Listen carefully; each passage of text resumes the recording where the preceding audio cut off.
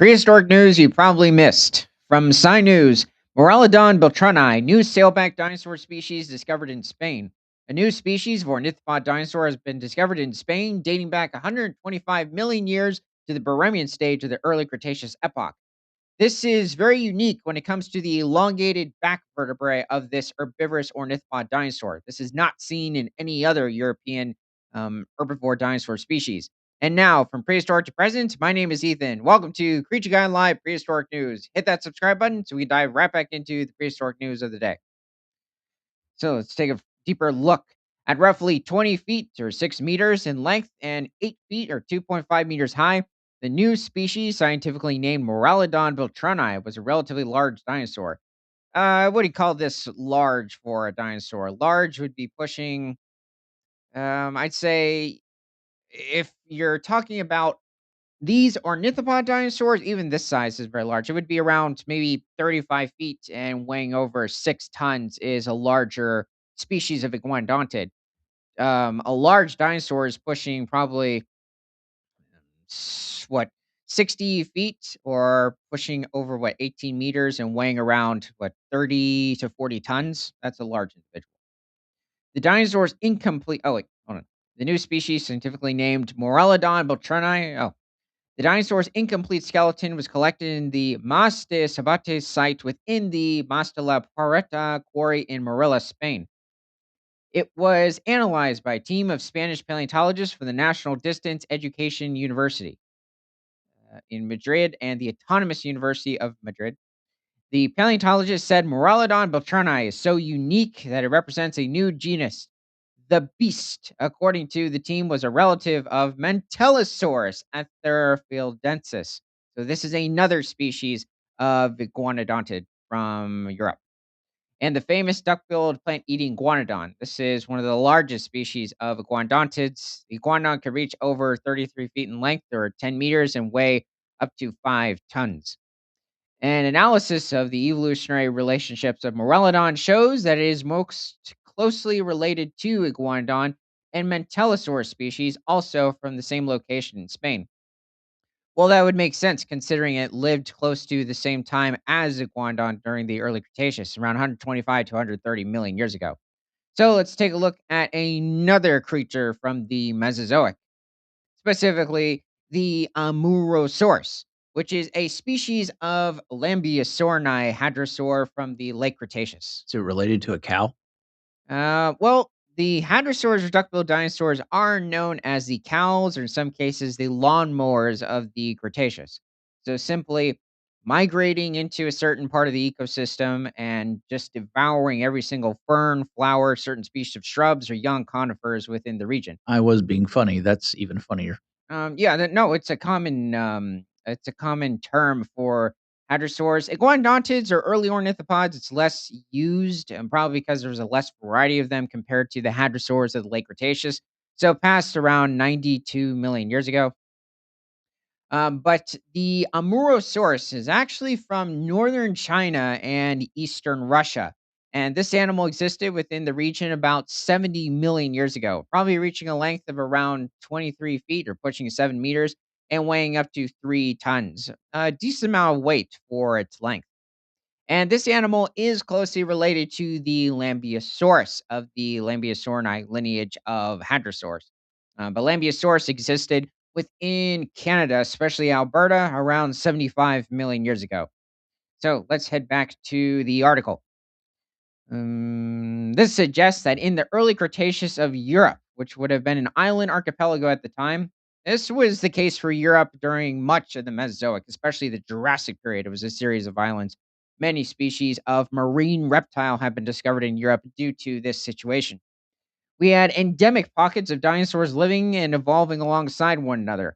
The Morelladon beltrani's most distinctive feature is the presence of tall neural spines on dorsal vertebrae, which was possibly a sail used for thermoregulation, or as a storage place for fat to be used during periods of low food supply. Now, the thermoregulation tends to be disputed when it comes to dinosaurs because they were warm blooded, and this just simply doesn't make sense for an animal that can regulate its own body temperature. If it was a reptile, this might make more sense, but it's not.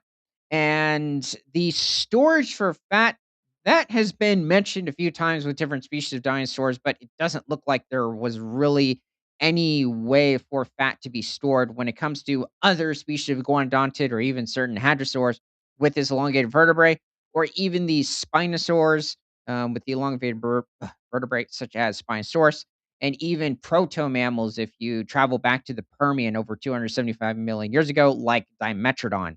So, But you told me that rabbits use their ears for thermoregulation. um, okay, yeah, that is true. But there's just simply it doesn't look like there would have been tissue available in specifically this elongated vertebrae area for that to even occur. So, it doesn't look like that would have happened. Um, so where would some of these dinosaurs have stored fat? At least I do not know. We knew the dinosaur fauna from Morella was similar to those of other contemporary European sites. However, this discovery shows an interesting rise of the iguanodontoid diversity in southern Europe 125 million years ago. This was around the time when the iguanodontids were starting to increase more and more in variety. Now, technically, the hadrosaurs later on, the Cretaceous or the duckbill dinosaurs, are descendants of the iguanodontids. So by the late Cretaceous, they became extremely numerous, though already evolving during the Middle Jurassic over 160 million years ago.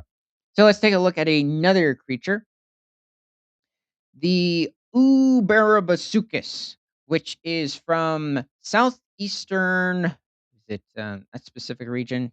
Remember? No, this animal is from Brazil around 95 million years ago. And it is very likely that this animal was feeding on smaller species of dinosaurs. Was it hunting in a pack and going after a smaller species of sauropod, like in this image? This is great detail, but at least there's no evidence for it at the moment.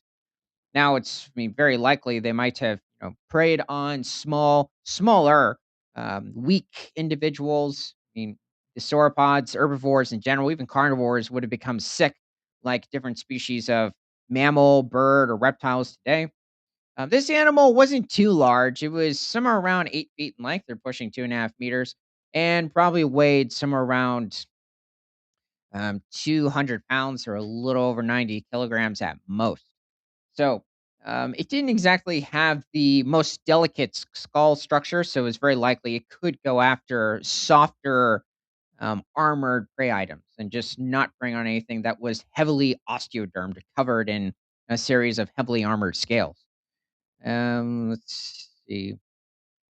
It's very likely also that this specific crocodilomorph, if this is not a crocodile, it is actually a member of the Piosauridae lineage of crocodilomorphs, which first evolved around 120 million years ago during the Aptian stage of the early Cretaceous, and then would eventually mysteriously go extinct toward the end of the Cretaceous around 66 million years ago when the dinosaurs went extinct as well, despite other crocodilomorphs surviving into the next era, the Cenozoic, the age of mammals. So let's keep going. The discovery of Morelladon beltrani, combined with other recently named taxa, Della Parentia torulensis, Proa valderanoensis, and Iguanodon galvensis, recognizes the Iberian Peninsula as a highly diverse early Cretaceous medium large bodied Styracosternan assemblage worldwide. That is a great way to describe that. Um, there are a wide range of different species of ornithopod dinosaurs that have been discovered in Spain, as well as even nearby Portugal, as well as even different carnivorous theropod dinosaurs. Another species of Allosaurus is known from Portugal. Allosaurus being a probably the most famous Jurassic predator, living in Portugal around 149 million years ago. And taking a look at our final individual is the Alenka pterosaur, which is from southeastern Morocco and existed in the area around 70 million years ago. And this individual was likely, well, it's a member of the Asdarchid lineage of pterosaurs, which is what animals such as the large Quetzalcoatlus and Hatzegopteryx are members of. However, it doesn't look like this animal was probably preying, at least on larger species of dinosaur, like even compared to its weight, though it did have a bit of a somewhat more robust skull structure compared to most other pterosaurs. But compared to something like Hatzegopteryx, well, that's probably not a good comparison considering Hatzegopteryx has the most robust skeletal structure of any pterosaur. But this animal could probably reach a wingspan of around 13 feet or pushing 4 meters, and was probably feeding on smaller species of amphibians, reptiles, maybe young dinosaurs in the region, maybe even smaller pterosaurs. Would it have fed on fish? That's a bit of a question. The fish tend to be something that the different species of pteranodonted pterosaur would have fed on, including pterodactyl himself, or pterodactylus, or then the other species from the Cretaceous. Pterodactylus is actually from Jurassic Germany, whereas pteranodon is from the late Cretaceous United States. So, um, let me know what your favorite species of sailbacked dinosaur is. And from prehistoric to present, my name is Ethan. This is Creature Guide Live Daily News. Remember to like, comment, subscribe if you love talking about animals, and share this show with everyone you know because nothing is better than all animals all the time.